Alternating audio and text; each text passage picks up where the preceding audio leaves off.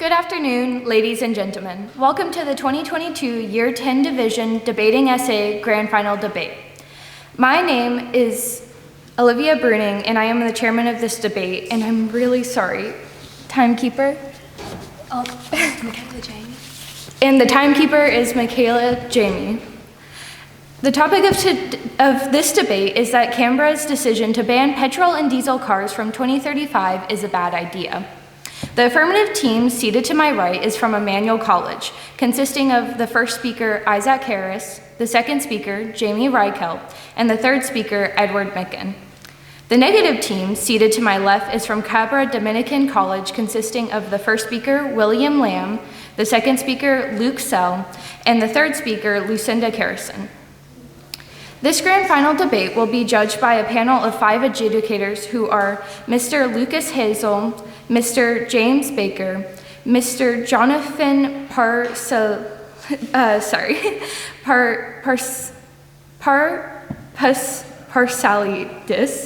and Mr. Patrick Mortis, and Mr. Blake Waldo. The speaking time of this debate is 6 minutes. A single warning bell will sound at 5 minutes, and a double bell will sound at 6 minutes. A continuous bell will be rung 30 seconds after the speaking time, in which case the speaker must sit down immediately. Please switch off your mobile phones and other electronic devices. I declare this debate open and call upon the first affirmative speaker, Isaac Harris.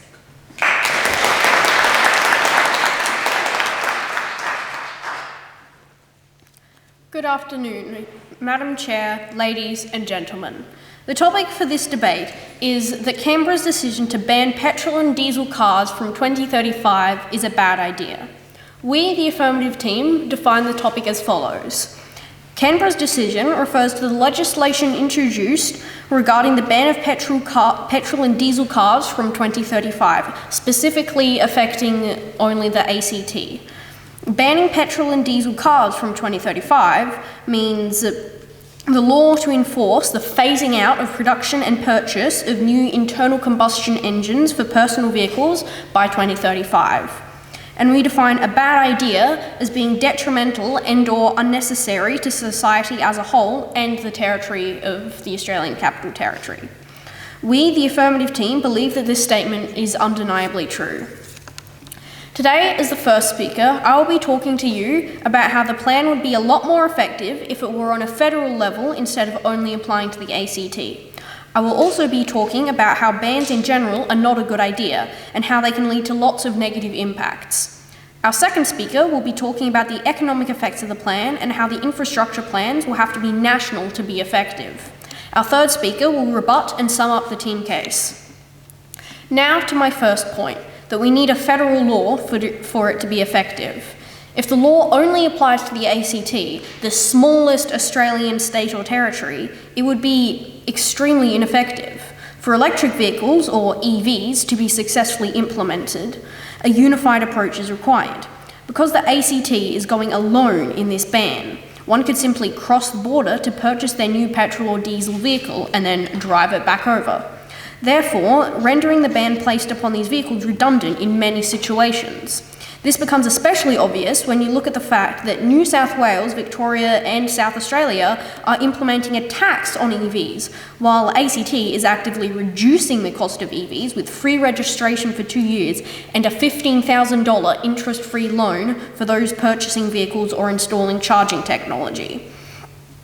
Economic and car analyst Alex Misianis says, at the same time as the ACT eyes zero emissions, the country's second most populous jurisdiction, Victoria, has introduced a road user tax to charge drivers of electric cars and double for plug-in hybrids, with New South Wales and South Australia to follow from 2027, just 3 years before the ACT wants 80 to 90% of all new car sales to be electric or hydrogen.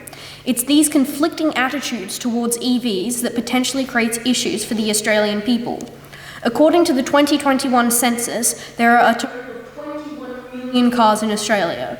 Of these cars, only 194,000 lie in the ACT. That's just under 10%. How are some states able to progress their EV fleet when there are so many other states pushing against the movement? This is exacerbated again by the small size of the ACT. A unified federal alternative is needed if we want anything meaningful to be achieved.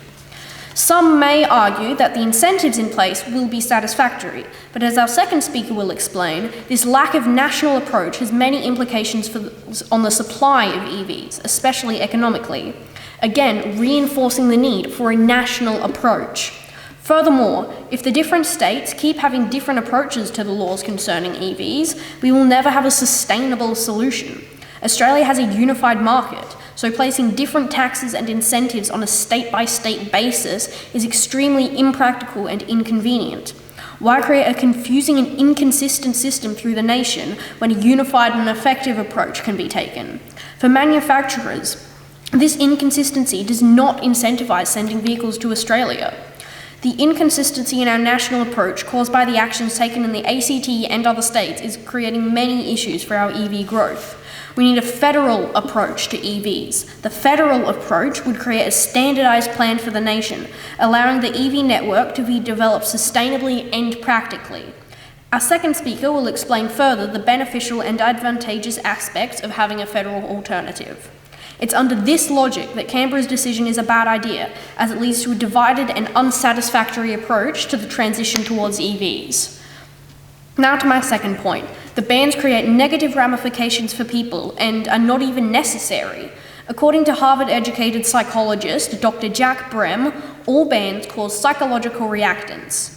Psychological reactance is a phenomenon in which those affected by the bans enter a reactive motivational state in which they believe that their freedoms are being lost, thus acting to regain such freedoms. This behaviour often results in indulgence in the banned activity. A clear example of this was the discourse occurring between bike riders and motorists during a bike lane debate.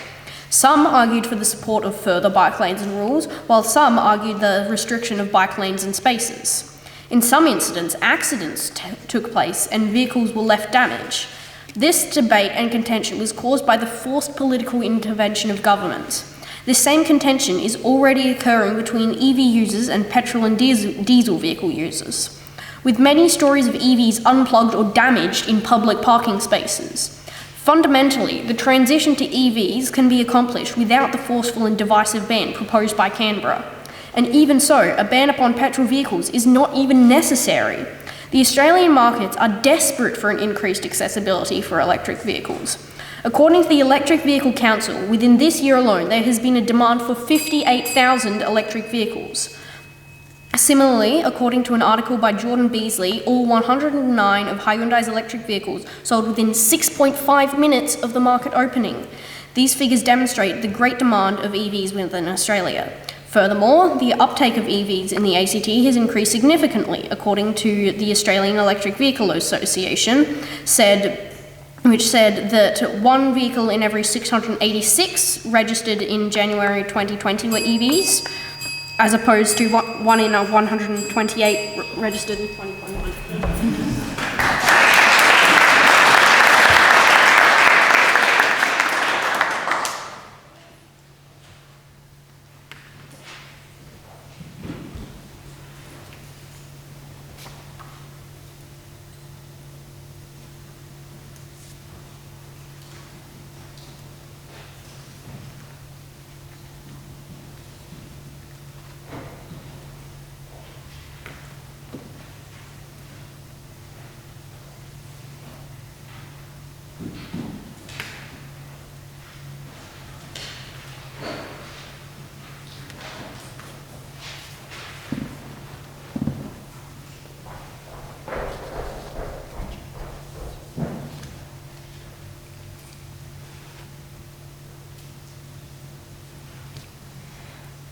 I call upon the first negative speaker, William Lamb.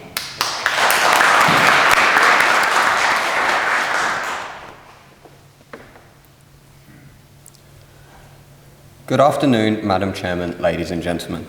The topic for this afternoon's debate is that Canberra's decision to ban petrol and diesel cars from 2035 is a bad idea. We, the negative team, disagree entirely with this statement. As first speaker, I will discuss 2 points. First, that oil is a finite resource, and second, that Australia is being left behind. Our second speaker, Luke, will discuss health and environmental benefits. Our third speaker, Lucinda, will rebut the affirmative team's points and summarise our case. We agree with the affirmative team's definition, but would however like to specify that it is not a law but a strategy that Canberra has put in place. The first affirmative speaker has tried to tell you that it needs to be a federal law. However, this is not an argument against Canberra's decision to ban petrol and diesel cars, but it is an argument against jurisdiction. This is two separate topics.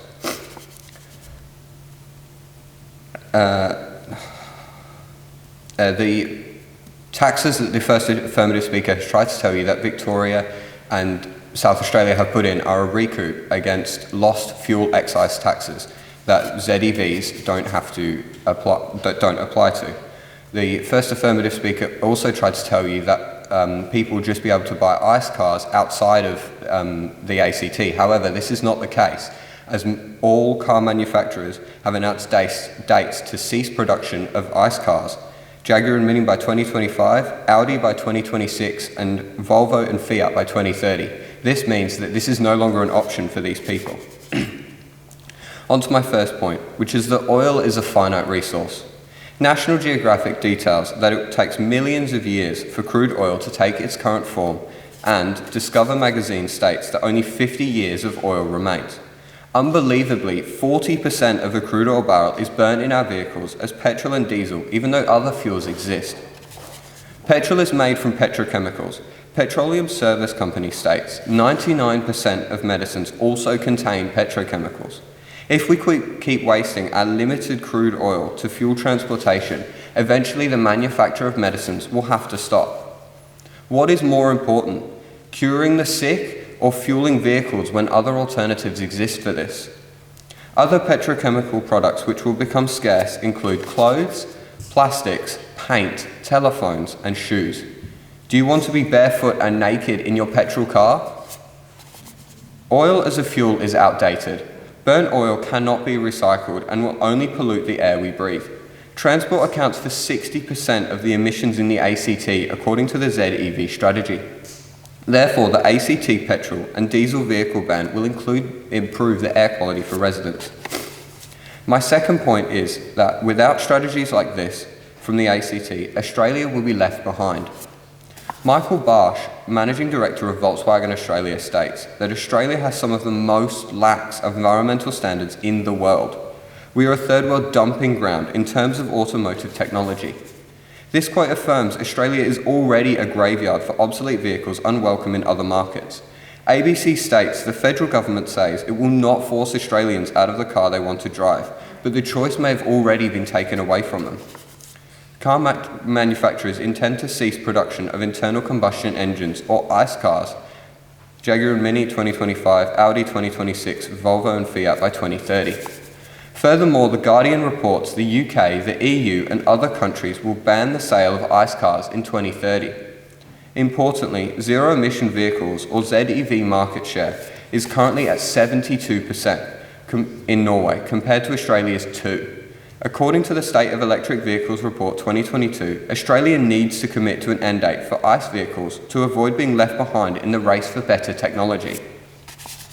The ACT 2035 timeframe is adaptable and allows the strategy to develop. If it happens too slow, Australia is left behind. If it happens too quickly, the market will collapse. The ZEV transition requires education of the benefits, construction of the infrastructure, taxation changes, and stimulation through subsidies to drive the Australian ZEV market, which actually grew 300% last year and was only held back by supply issues, according to the State of Electric Vehicles Report 2022. Indeed, the ACT subsidies, interest-free loan, removal of stamp duty, and 2 years no registration fees make purchasing a ZEV as affordable for the average buyer in the new car market. Especially considering that in the last 3 years, the price of ICE cars has increased dramatically, while ZEV prices have remained the same, according to the Cars Guide. The growing Australian ZEV market means that prices will fall as market share and demand increases. A ZEV battery can help future-proof Australia. Unlike burnt oil, 94% of the battery can be recycled. Further, The Guardian states, when plugged in, the battery can feed power back into the grid, becoming a virtual power plant and helping stabilise the grid during peak demand. In conclusion, oil is running out, and without this strategy, Australia will be left behind from the vehicular technological revolution. 2/3 of Australians support a ban on ICE vehicles, according to Australia Institute. Recent media reports of ZEVs charging on long extension leads in Sydney highlights the need for a proper strategy such as the ACT has. The ICE to ZEV transition is happening, but without government policy and collaboration, it will be a lot harder than it needs to be. Therefore, the petrol and diesel vehicle ban in Canberra is not a bad idea. Thank you.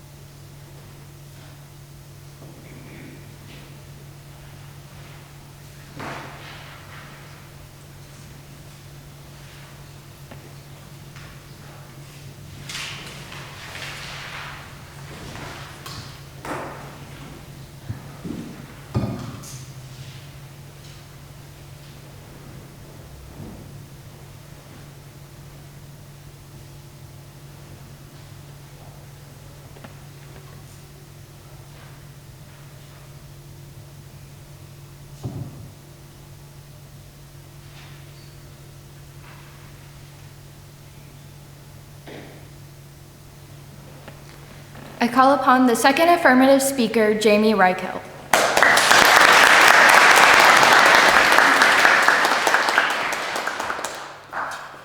Good afternoon, Madam Chair, ladies and gentlemen. The topic of today's debate is that Canberra's decision to ban petrol and diesel cars from 2035 is a bad idea. We, the Affirmative team, believe this is undoubtedly true. I'd like to begin by rebutting the opposing team's case. We, first of all, agree with the amendments made to the definition by the first negative speaker. The first negative speaker has tried to explain that the need for a federal alternative doesn't dismiss the value of Canberra's strategy. However, as stated in our definition, as the opposing team has agreed to, a bad idea is something that is either detrimental to society, the ACT, and/or unnecessary. If we can develop a federal alternative that is bigger, better, and more effective, and that can actually address the issue in a more effective and widespread way, it would render ACT's strategy unnecessary, hence making it a bad idea. The opposition, in their first point, also tried to explain that oil is a finite resource and that we must transition away from it. We agree with this premise. We agree that we need to transition away from oil. However, ACT's strategy is not the means to which we should achieve this. ACT's strategy, while it has many incentives for consumers, has no incentives for manufacturers and businesses. Even the opposition themselves admitted we have a supply issue when it comes to EVs. And this is why we believe we need a federal alternative that can actually address the supply issues. As I'll explain in my first point, a federal alternative would allow a CO2 efficiency standard to be implemented, allowing us to get the EVs we need. We cannot address this problem of oil use without an actual supply of EVs that is functioning correctly. And unless the ACT changes their strategy, or we implement a federal alternative, we will not achieve that. They also tried to explain that we are being left behind if we do not keep up with the development of electric vehicles. Again, we agree we don't want Australia to be left behind, but again, it comes down to an issue of supply. And we fundamentally believe that a federal alternative is what we need to ensure we get the supply, because again, ACT's strategy has no strategies to actually get the supply of EVs into our state. Now on to my points. Our first affirmative speaker has already explained the need for a federal alternative and how the ban is unnecessary. Today, I will be speaking about the actions of the plan and the lack of infrastructure. My first point is that the actions being taken to support this ban are not satisfactory. The ACT state government recently released a report titled The ACT's Zero Emissions Vehicle Strategy. depicting the various incentives from the ACT. While incentives help to support consumers, more is needed to be done to help effectively make EVs available, as I explained in my rebuttal. According to an article by writer and researcher Jordan Beasley, car manufacturer Kia could only secure 500 of its new electric SUVs this year, despite 20,000 Australians expressing interest, and that in 6.5 minutes, all 109 of Hyundai's electric SUVs had sold, but 18,000 Australians had registered interest. Clearly, the demand for EVs is there, as mentioned by our first affirmative speaker, but the supply is not meeting current levels of demand. And if the ACT wishes to grow their EV network, supply chain issues must be addressed. The key issue behind these supply chain issues is the lack of incentives for businesses. According to Federal Chamber of Automotive Industry's Chief Executive, Tony Webber, Australia is one of only 2 advanced nations in the world without a CO2 standard, the other nation being Russia. The CO2 standard mentioned by Webber would incorporate a fuel efficiency standard. This forces businesses to outweigh CO2 emissions by selling electric vehicles alongside internal combustion vehicles. Because Australia does not possess any of these standards, there is no incentive for EVs to be sold into the Australian market. Will Edmonds, an energy and finance analysis, says that if Australia doesn't have fuel emission standards, it risks falling even more behind. Fundamentally, the ban on petrol and diesel cars does nothing to help expand the Australian EV market, leaving the incentives, the ban, and other measures out to waste. These negative effects are exacerbated when we consider that some states are pushing against EVs, implementing taxes. As mentioned by our first affirmative speaker, a federal law is needed. With the addition of a standardised federal law and the fuel efficiency standard, the Australian EV market could actually grow. It's for these reasons that the decision to ban petrol and diesel cars from 2035 is a bad idea. My second point is that the scope of this law doesn't account for the development of long-term and sustainable infrastructure. According to ACT's Zero Emissions Vehicle Strategy, they hope to develop 180 public charging services by 2025. They also predict that there will be a total of 13,000 EVs in the ACT by 2025. If the ACT aims to have 180 public chargers by then that would result in an average of 1 charger per 72 vehicles. Other countries that have put similar plans in place, such as Norway, are aiming for an average of 20 vehicles per charger. The International Energy Agency also found that the worldwide average for EV accessibility is 10 EVs for every charger. Fundamentally, the ACT's current goals do not allow for a satisfactory development of the infrastructure required to support such a goal. In addition to this, the ACT's decision to do this on a local level discounts the development and viability of EVs beyond the territory. Citizens will be unable to travel long distances outside the state as the infrastructure has not been developed. As mentioned by the first affirmative speaker, we need a federal and national approach to amend this. In conclusion, Madam Chair, ladies and gentlemen, Canberra's decision to ban petrol and diesel cars from 2035 is a bad idea, as it doesn't allow for an effective solution to supply and doesn't allow for a sustainable EV network. This is a global issue needing a national approach. Thank you.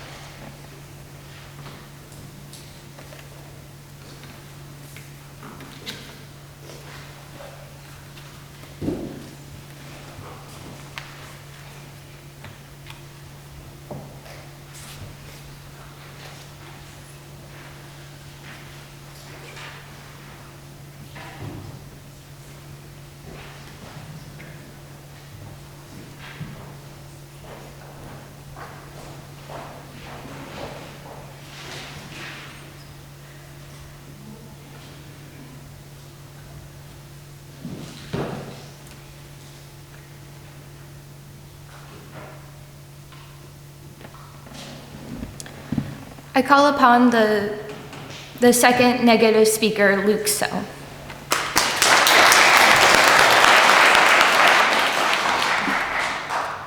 Good afternoon, Madam Chairman, ladies and gentlemen.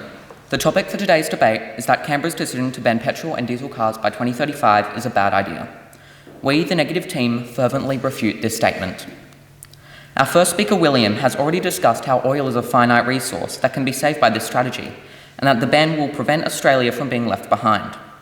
I will be discussing how the quality of life in Canberra and any area with the same conditions would improve dramatically thanks to the benefits of living an ICE car-free life, primarily due to basic improvements in financial well-being for the average family and person living in the ACT, and how the outright banning of petrol and diesel fuel cars will dramatically improve the polluted environment in the areas affected. Our third speaker, Lucinda, will be rebutting the affirmative team's points and summarising our team's case. The second affirmative speaker tried to tell you that the supply of electric cars is limited. However, their own argument involved the expansion of supply with a federal law, and as Will confirmed, major car manufacturers will have 100% supply by 2030. This almost completely negates their first point. They also argued that electric charging stations set by the strategy is too limited, with a target of 72 cars per one electric charger, while the Norway had 20 cars per electric charger. They completely ignored the fact, however, that this strategy also involves incentives to supply in-home electric chargers for their vehicles, which negates their statement once again. Now on to my first point, which will discuss the benefits of living a petrol and diesel car-free life that this legislation will achieve for hundreds of thousands of individuals. According to Insider and the University of Leeds, these positive effects include improvement to financial well-being, both due to the current usage of electric cars and future investment by the ACT government by this strategy, and increasing the physical and mental well-being of other people by funding alternative modes of transport, including carbon-free bus public transport and electric cycling. Perhaps the most upfront of these situations is affordability. According to Budget Direct, metropolitan two-car owning households can pay up to $18,596 a year by simply owning and using petroleum vehicles. Considering the average of salary of $55,224 a year, as reported by the ACT government, relinquishing the necessity of fossil fuel car usage can save up to a third of expenses every year for people that switch. As we undergo the current affordability crisis, facing stagnating wages that show no signs of improvement, decreasing the cost of living is a necessary political and strategic move that can benefit all people. As this strategy introduces multiple financial benefits to owning a zero-emissions vehicle, such as $15,000 interest-free car loans provided by the government, providing stamp duty exemptions, and introducing incentives to use alternative forms of transport such as an electric bike, the ACT government's law has equalled the playing field of contributing less to global emissions and to lessen economic burden on individuals and families in the ACT. The strategies passed by the Australian Capital Territory government also provide funding for alternative modes of transport.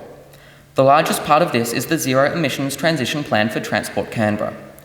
This plan, passed as part of a suite being discussed today, encourages the few Canberrans who will not be able to afford carbon-free individual transport, which is already going to be easily achievable by the previously mentioned methods that we're discussing today, with public transport options instead. Part of this plan involves increasing and improving bus service and making all buses battery electric operated. With these two key policies regarding the Canberra public transport system, the ban safeguards the ability for all citizens of the ACT to rest assured that their individual contributions to global emissions have been effectively eliminated, and at the same time ensuring affordable, secure, and varied modes of transport for all citizens of the ACT. The second, and arguably the most long-term and prominent point I will make today, is the environmental benefits of this law, of this strategy. Internal combustion engine cars contribute significantly to damaging urban environments. According to the United States Department of Transport, areas with high petrol and diesel car usage are associated with the general population having a higher susceptibility to contracting pneumonia, having reduced lung capacity, and asthma. As fossil-fueled cars are eventually phased out of Canberra's metropolitan area as the law progresses, it is almost certain that these illnesses and afflictions will drop dramatically in rates.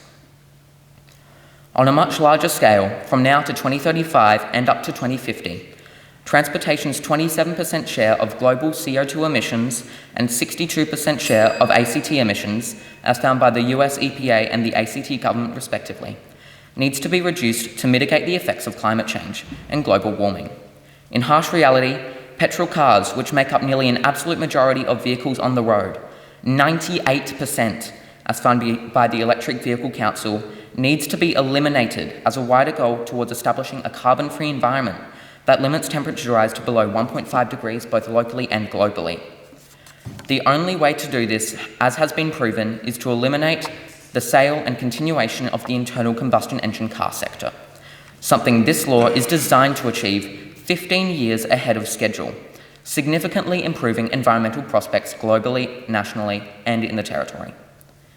In conclusion, the decision to ban petrol and diesel-powered cars by 2035 in the Australian Capital Territory provides a perfectly beneficial method to mitigating harmful issues currently affecting the Territory and the wider global community as a whole, through both individual practices involving the benefits of limiting ICE cars due to affordability benefits and the communal benefits of limiting the pollution that these specific cars cause in urban environments. Thank you.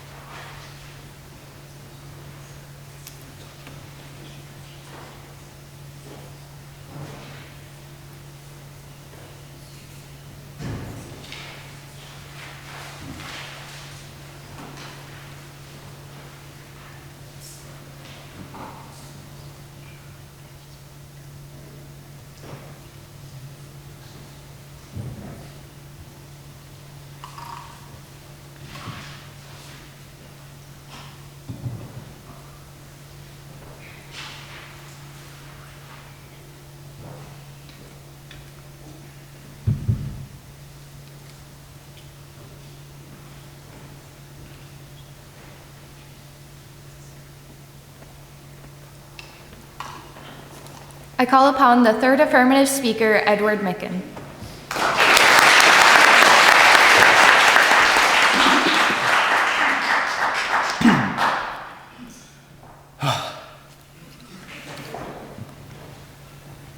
Good afternoon, ladies and gentlemen. My name is Edward Micken, and today I, as the third affirmative speaker, will be arguing that Canberra's decision to ban petrol and diesel cars by 2035 is a bad idea, as such is unnecessary, and a federal alternative is needed instead.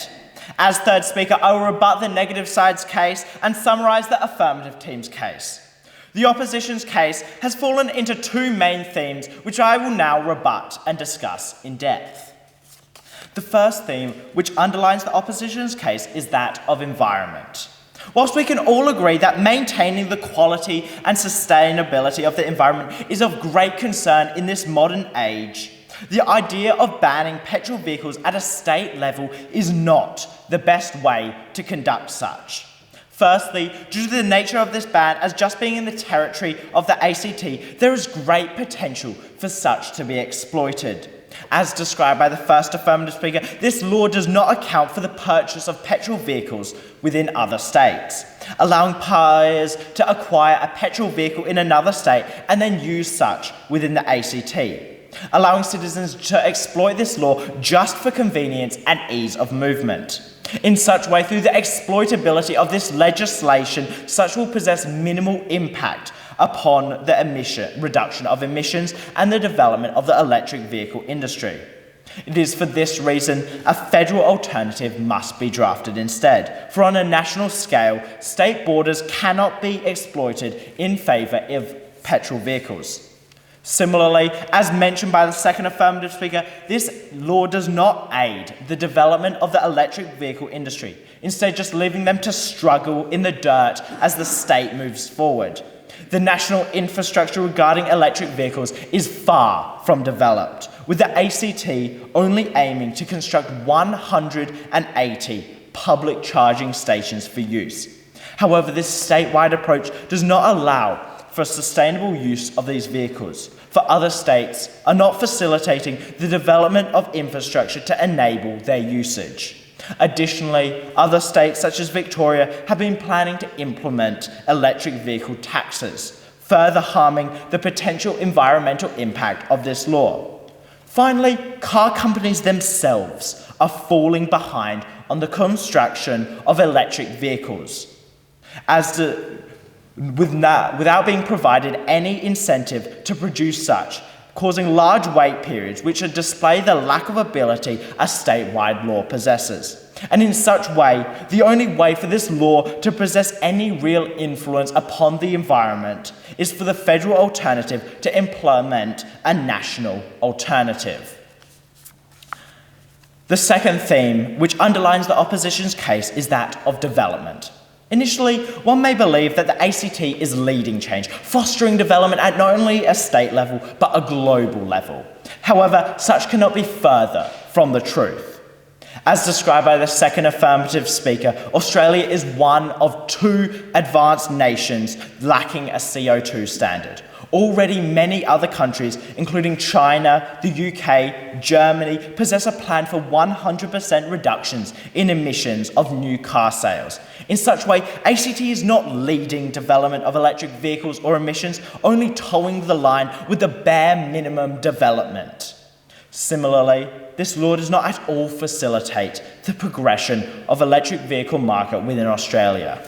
Not only does the lack of national legislation regarding such provide clear exploitation for the usage and purchase of petrol vehicles, as described by the first affirmative speaker, but as delineated by the second affirmative speaker, other states within our nation lack the infrastructural and legislative support for this ban, implementing electric vehicle taxes in the upcoming years, and not constructing the required amount of charging stations. In such way, little development of the electric vehicle market is benefited by this ban, with such only pushing away car companies to other nations. For as their fuel emission standards rise across the globe, there is an increased pressure for these companies to develop in these places, leaving Australia behind. Finally, this law does not even promote positive change. Bans are divisive, and the lack of agreement between states regarding not only the development of the electric vehicle industry, but the banning of petrol and diesel cars stimulates greater state hostility and division. Alike to the separation of WA within the COVID pandemic, that which resulted in their operation as a state unto itself, this legislation would separate the ACT from other states, preventing unity within our nation's response to climate change. And in such a way, it is vital for a federal alternative to this law. The opposition have also mentioned the economic benefits which stem from such, highlighting the need for a federal alternative, for these benefits must be shared on a federal scale. In summary, the affirmative team have provided you with a clear team case regarding why Canberra's decision to ban petrol and diesel cars from 2035 is a bad idea. Our case has revolved around the concept that a federal alternative to this law would be more effective and more beneficial to our nation's environmental response. The first affirmative speaker opened our case by discussing such federal alternative, then leading on to explain the damaging effects of bans and the way in which such would be unnecessary within our current age. The second affirmative speaker then argued about the lack of electric vehicle development within this law, as well as the lack of infrastructure surrounding such. And in such way, ladies and gentlemen, in order to fight climate change, a federal alternative to Canberra's decision to ban petrol cars must be deliberated. Otherwise, Australia will be left behind. Thank you.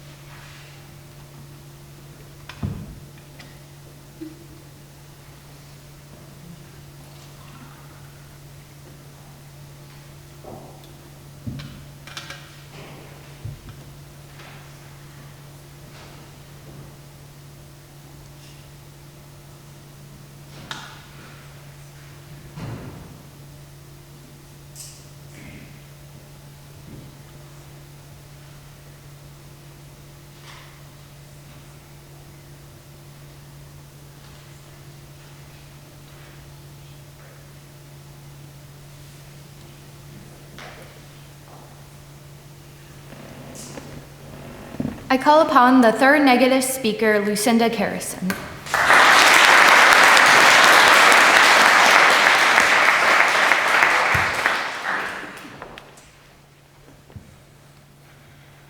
Good afternoon, Madam Chairman, ladies and gentlemen. The topic for today's debate is that Canberra's decision to ban petrol and diesel cars from 2035 is a bad idea. As the negative team, we disagree with this statement entirely. Today, our first and second speakers have already presented to you our team case, and as third speaker, I will rebut the affirmative team and then summarise my own team's arguments. To begin with, the first affirmative speaker claimed that it would be better to have a federal approach to the issue. While it would be good for the ban to stretch nationally, beginning in the ACT, a small territory, allows for the further development of the strategy in a contained environment. This gives the opportunity for other states to learn from what works and what doesn't, rather than jumping straight into the deep end. He also claimed that Canberra's decision is ineffective, in that residents will still be able to register cars with an internal combustion engine interstate. However, I ask you to consider what our first speaker has already explained, that many car companies have announced dates before the ban is enacted to stop production of cars using an internal combustion engine, or ICE, limiting the number of new vehicles and the sort available for purchase. In addition to this, fuel prices are steadily rising, as according to the Australian Competition and Consumer Commission, or the ACCC, highlighting how keeping an ICE running will become less attractive as it becomes more expensive. While the vast majority will be put off by this, if a citizen is still desperate to purchase a new ICE interstate, it is surely better to invest in the further support of zero emissions vehicle education and infrastructure than funnel resources into border protection against a limited number of ICE enthusiasts. Hence, Canberra's decision is not a bad idea, despite being able to purchase an ICE vehicle interstate, due to the unattractiveness of such. The first affirmative speaker then went on to argue that bans are bad in general. However, the key aspect of this ban is it has been announced over a decade before taking place, which gives time for the ACT to adjust. Furthermore, Canberra's decision does not mean all ICE vehicles will be taken off roads the second it turns 2035. The decision bans the sale of new ICE vehicles, meaning people will still be able to drive their internal combustion cars until the time to replace them comes. The first affirmative speaker further claimed that there was no need for the ban, as ZEVs will already be popular.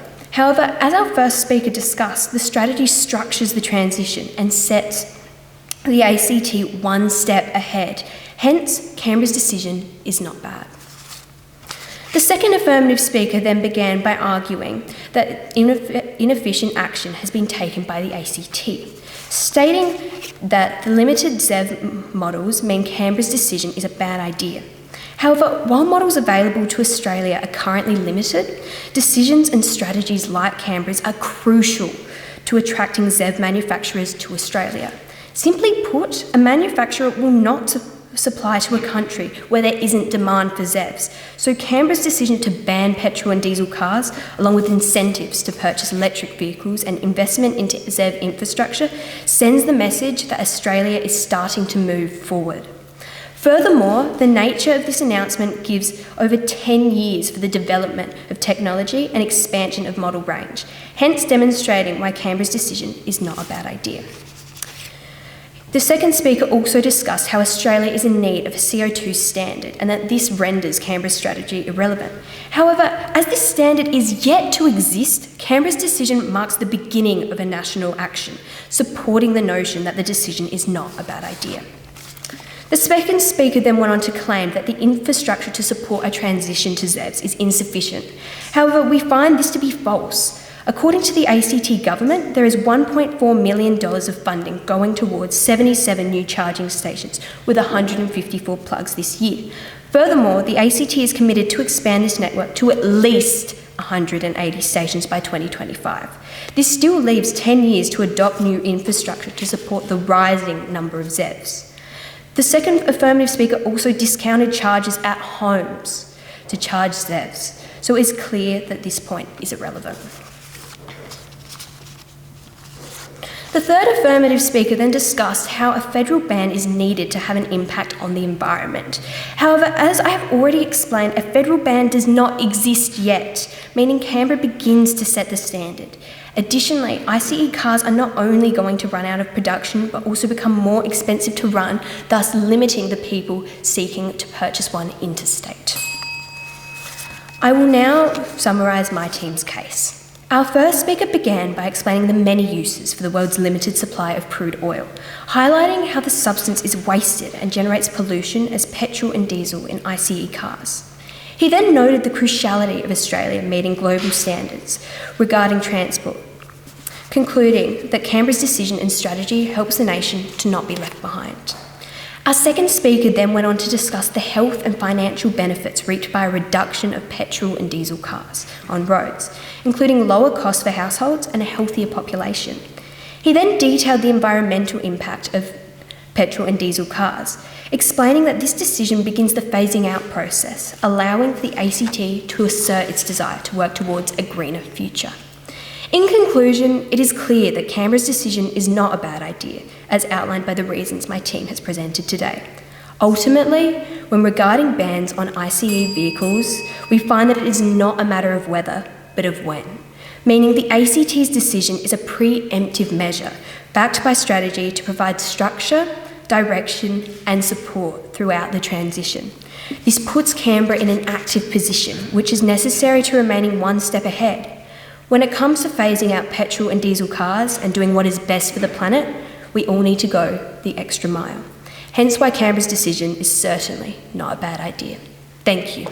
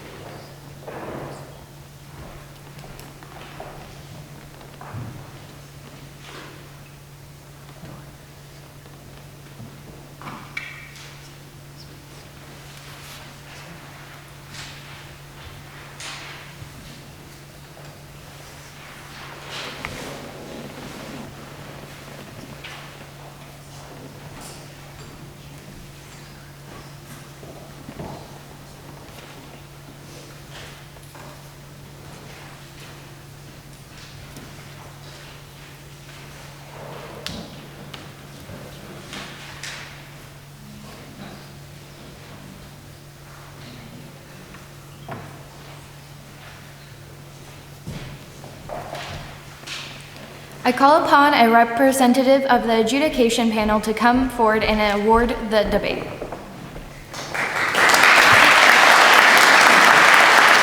Thank you, Mr. Chairman. Another excellent debate reflected in another split decision. The debate was awarded 3-2 to the affirmative team.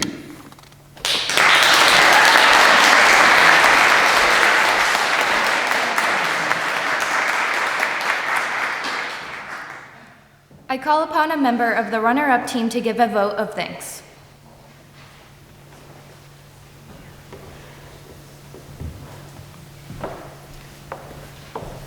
So we would just like to begin by thanking the audience for coming out today to support us, but also throughout the whole season as well. We really appreciate everyone who always comes to see us debate.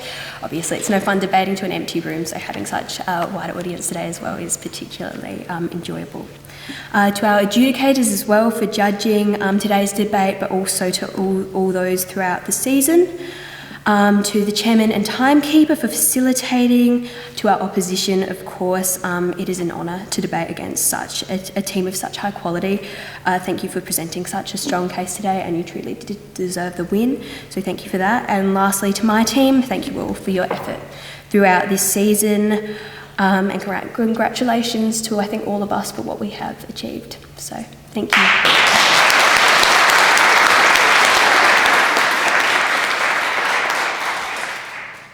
I call upon a member of the winning team to second that vote of thanks. I'd just first like to thank just everybody for coming. It wouldn't be a debate without an audience, as the third negative speaker said. Thank you so much to all the people I asked who actually came. Thank you for Cabra supporters. Thank you all for all the family that came. Thank you, secondly, for all the adjudicators who have put their time, hard work and soul into debating. You've made this competition amazing. Thank you to Sonia for thinking up all the topics. Thank you for James for organising the whole thing. And thank you for the other team, Cabra, my old school.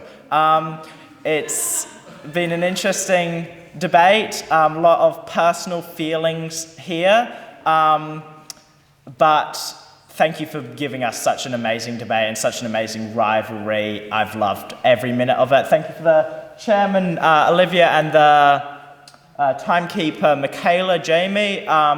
You've both been amazing. Thank you so much. Overall, thank you very much, everybody, and good luck to the Immanuel senior team who's now debating. You guys are going to win as well. Thanks. Bye.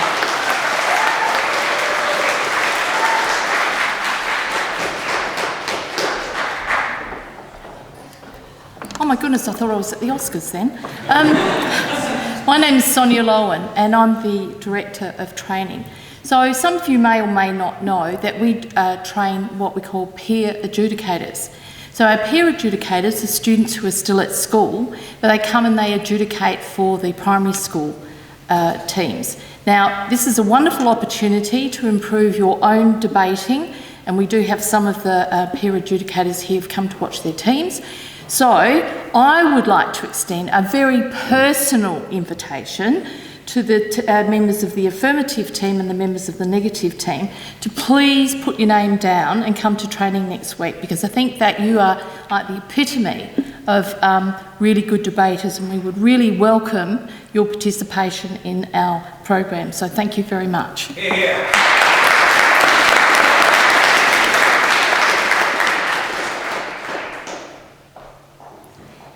Ladies and gentlemen, thank you for your attendance. I now declare this debate closed.